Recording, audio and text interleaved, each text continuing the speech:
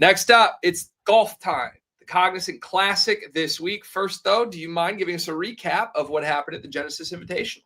Yeah, a little run it back.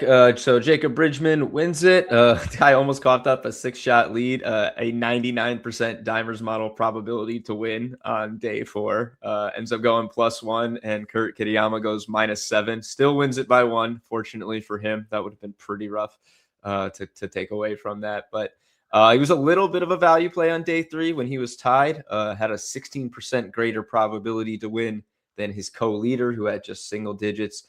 So congrats to anybody who found that live value on the site and grabbed it. Pre-tourney, we cashed the Fleetwood plays as mentioned.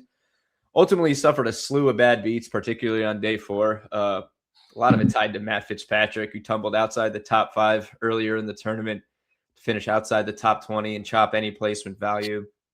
Our head-to-head parlay looked like it was a wrap till the final day. Harris English sinks 5 birdies on the back 9 and beats Matt Fitzpatrick by 1, which is a pretty bad beat there. That was a nice 504, I think, head-to-head parlay. Looked like a nice bounce back from the week before where we had some tough breaks. Russell Henley was probably my favorite in this tournament. Never really had it going at all, which was disappointing. But hey, that's the game. We move on to the Cognizant Classic. So we're wrapping up, or we did wrap up the West Coast swing this past weekend with the Genesis. We're going all the way east to Florida, Palm Beach, for what is fully known as the Cognizant Classic at the Palm Beaches, formerly known as the Honda Classic once upon a time. Just 3 years ago. But with the Arnold Palmer Invitational and the players coming up after this tournament, a lot of the big hitters are sitting this one out. Not a bad thing for us, as it's opened up a ton of value, if not the most attractive names, and a far more even split all the way down the board than we're used to seeing when there's obviously a Scheffler or McIlroy in the field. Scotty Scheffler was at one point in dead last in this tournament, by the way. Finished, I think, T12 at the end of the day. So I'm glad we're getting a week off from him. This should be a pretty wide open one, like I said, with the big guys not in this one. Probably a good one for live betting because of that. Got a nice 123 player field. Only 9 of the top 50 official world golf ranked guys are in play. So really, really, really lots of dark horses to take a look at. I'll pull up our predictions here as we get into the tournament itself and just give a quick rundown here of the course before we dive into the predictions. PGA National has a couple courses, but this is at the Champion course, which is a 7,233 yard par 71. Interestingly, until 2 years ago, average winning score here was 10 under. The couple of course changes in 2024 converted the 10th hole into a par 5, probably the most notable change. It's gone to a winner at -17 and -19 in the past 2 years since. So huge difference from what was formerly one of the harder courses on play or on the tour, has played now significantly easier over the last 2 seasons. And historically, the course itself echoes the wide open nature of this year's field in particular. All but 2 of the past 15 years, the winner has either been a pre-tourney favorite or a major long shot to win. 3 of the past 4 winners were plus 100 100 to 1 or longer. I would hope they were plus 100 or longer. 15 of these holes have water in play, pretty much the most dangerous on tour in that regard. Headlined by a fun part called the Bear Trap at the end, which is the 15th, 16th, and 17th holes. All have a key shot over water, 2 of them with a tee shot, another on approach. Because of that, key stats on this one are going to be strokes gained on approach and guys off the tee, as well as those who can avoid bogeys. Of course, getting birdies obviously very important on a tough course like this with so many hazards. Avoiding bogeys is going to be just as important, though we showed you the small scores over the last 2 years. You're going to have to find scoring opportunities to actually contend. So that's why ultimately course management will be probably the most important thing here. And again, why I encourage using the live predictions for this tournament, because you will find value on guys throughout the tournament. Guarantee it. Couple notable storylines. Brooks Koepka's back in the mix after a couple weeks off. His 9th appearance here. Co-favorite on the books, is still a top 3 guy for us, but decently lower probability than Shane Lowry, who leads. Ryan Gerard, he has a 4th place and T25 in 2 appearances here. He's the only guy inside the FedEx top 30 right now who's in this field. So a lot of the top scorers are not here, even if they aren't high-ranked golfers. The guys who have been turning in the top results, taking it off, preparing for those big signature events coming up. All right, let's move into the golf and value, because that's why we're all here. We want to know who's going to win this thing and return us some nice value en route to doing so. Shane Lowry is our top guy. He is the tournament favorite, co-favorite with Ryan Gerard, plus 1,900 at 6.9% to win. That would be fair at just plus 1,350, so a pretty nice edge there. He's got a T8 and a T24 to start the season with a first round 73 last week, not only keeping him out of upper placements as one of our golfers to watch at that tournament, but also his only round of 70 or higher through 2 events so far this year. So he started off in really good form. He's made all 8 cuts here, dating well back to its days as the Honda Classic. And in his last 4, he's gone solo second, T5, T4, and T11. So really great performance here in this event and at this specific course the last 2 years that he performed here. He ranks 19th on approach, 50th off the tee, 26th in strokes gained total so far in 2026. Distance is kind of not so flashy, but he's very accurate, and that's huge with all the water hazards. I expect we'll see him in here several times throughout the season, but this is the first time he's popped up with a clear edge pre-tournament. He's got it pretty much all the way through. No big flame here at top 20, but 52% plus 108 is an edge. Similarly here, and at top 5, this should be 23% plus 460. Probably about 350, I think, for that. So great edge all the way through. He's a ladder play. I will definitely be on him with his history here and the lack of competitive guys in this field.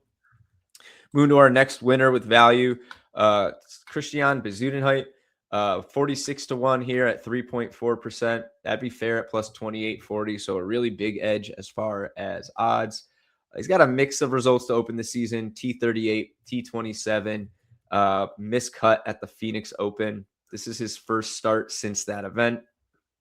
Similar results here: solo 42nd and a miscut in the last 2 years, or it was only 2 appearances rather, which happened to be the last 2 years. The second half of last year was really good. Bagged 2 top 10s in the fall events, 3 top 20s in June and July. Only missed 1 cut in the second half of the year, but just hasn't quite picked up where he left off this season.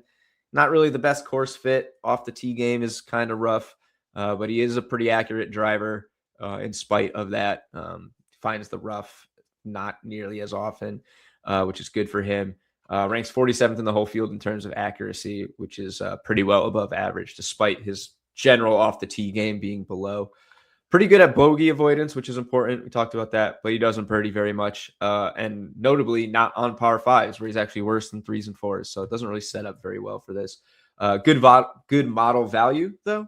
Just might be a bit of a risky play based on his game, which kind of is the theme for the next 3 winners, who are long shots, but the model shows an edge in them. One of those is Seamus Power right here. 67-1, 2.4%. Fair at plus 4,060. So another really big edge. Second Irishman who gets an edge here. Maybe there's a little theme there. The model likes the Irish guys at this course, perhaps. He's got some good results early in 2026. T31 and a T11, which is bookending a T63 at the American Express.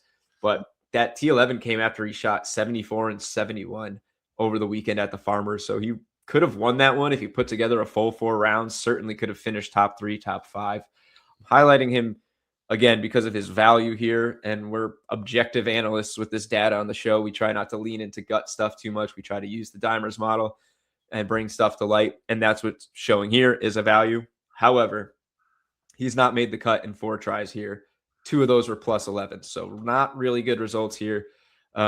Okay in accuracy, okay in distance off the tee, both above field average. He is doing well avoiding bogeys, so it's kind of an interesting case where his current form clashes with his course history, but the model's showing good value, and he might be a guy you should at least have a little bit on just in case he gets off to a hot start. Then you're not, because when guys get off to hot starts, you then want to get a piece of them, but it can be hard to stomach knowing you're getting half the value you could have pre-tournament. So just something to consider when a guy doesn't necessarily fit in terms of course history, but his form and the model show a potential path to success. One more guy here, same odds range.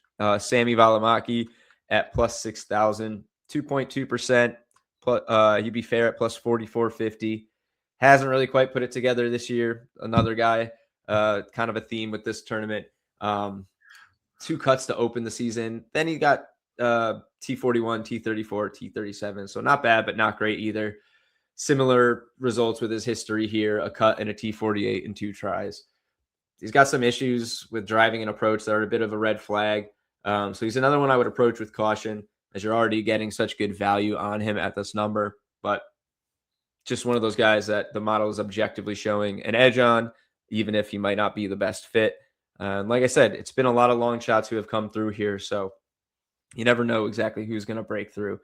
Jacob Bridgman, the winner last year, is 300 to 1 and 0.2% from our model to win this time. It's got an extra level of unpredictability with who seems to break through at this tournament. So just something to consider, even if somebody doesn't seem like the best fit. It's crazy, and also leads me to wonder, may I interest you in an 18-year-old kid named Blades? Because this kid has just caught my attention. Yes, you can. Largely, like you said, don't listen to our guts on this program. My gut is telling me I love Blades Brown. There's no value on him, though, I think, because the world is like me and wants to bet this kid, right? Yeah, I mean, he's the exact same probability as Patton Kazir, but not even half the odds.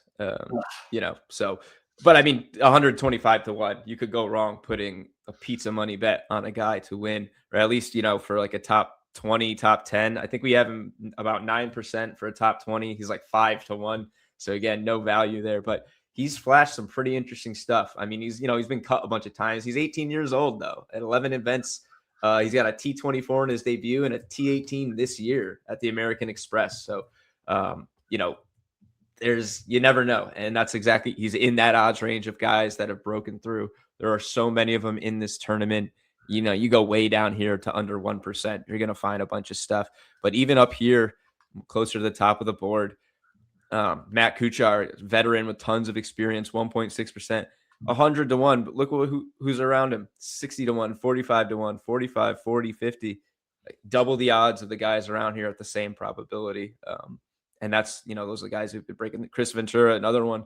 Look at Daniel Berger, who's been really good at this tournament, but 1.3%, 33 to 1, 1.3%, 100 to 1. I would recommend look into these predictions. That would be my recommendation. I'm going to play Shane Lowry. I'm going to play Nikolai Højgaard, our second highest projected guy here, who's right about fair odds. No value, but fair odds. I'm going to ladder those two, and then my recommendation would be look in these predictions, try to find some of the guys who have these long shot odds compared to other ones around them, and see which of them perform well in these types of situations. Don't hit the water hazards, are really good scorers, and sprinkle very lightly, be responsible with it. But you could go so much more wrong than betting on some of these long shots based on who historically has won this tournament. Yeah, it's a good week to try and find gold, it feels like. And that's exactly what the golf model from Dimers is intending to help you do.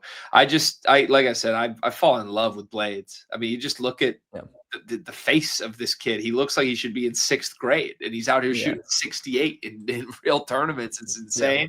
I like the Højgaard shout also. He's just in a field like this, he's just flat out one of the best there is. And I feel like he's right around fair odds from what I'm seeing this week. At least he's not nuked like some of the other big names here, Yeah, he's not. You're just not getting really an edge, but you can't go wrong with him, at least in terms of, I mean, this is basically straight up fair odds pretty much all the way through the board. And you can do way worse than that, especially in a guy with, top 5 sportsbook favorite. That's usually where you're going to lose the most, I think. Yeah. Yep. Yeah. Some good stuff this week. Keep an eye out. We'll do some head-to-head stuff on site. Hopefully get some revenge from this past week. But yeah, as always, these predictions update every round, every day. So keep your eyes on them for the latest. All right. Thank you, Dave. And one more personal question for you as we think about golf in the big picture right now. No Scotty Scheffler this week in a field like this. Many of the best are taking a week off. However, Scotty has not been Scotty for a couple weeks now. He's dug big holes in these tournaments and had to sort of chase from behind. He was in danger of missing the cut last week, as crazy as that He sounds. was. So let me ask you this. Is something up with Scotty to your eye? And how do you think, honestly, how will the Dimers model react to some of these results from Scotty Scheffler? I don't think there's really something up with him, especially because he's like immediately bouncing back and getting himself into the mix. I mean, he finished second a couple tournaments ago when he started with like a 72 or 73 to start, and he was way out there. But I do remember when we looked at his first tournament, his debut, I was like, he actually hadn't won in his first 5 or so events to start a season in pretty much his whole career. So he's not known for jumping out to incredible starts. And even a guy as good as Scotty is only going to win 4 or 5 times a year. Like, he can't win a dozen times. Can he? I don't know. Maybe he can, but I don't think anything's up with him. And I think the model at most, you'll just see it. You might see the probability drop if his odds are dropping, it'll probably see something there, but I don't know if the sports books are going to give us a better price on Scotty Scheffler because he had a couple bad rounds, and that's the bigger takeaway for me. Yeah, it doesn't feel like it. I'm very curious to watch in future events that he suits up for. Do we still have him it's been recent. Like, he's such a big favorite and we still show value because that's how likely he is to win the tournament at like 3-1 odds. I'm curious to see if the model reacts the other way at all. And maybe we stop showing value, and maybe that's an indication there is something up with Scotty Scheffler. I don't know. I've seen the best in the world do it forever, but I can say this. It hasn't been his usual form in recent events this year. So what is he, a month removed from winning a tournament? This is probably a very small blip on the radar, but we'll see.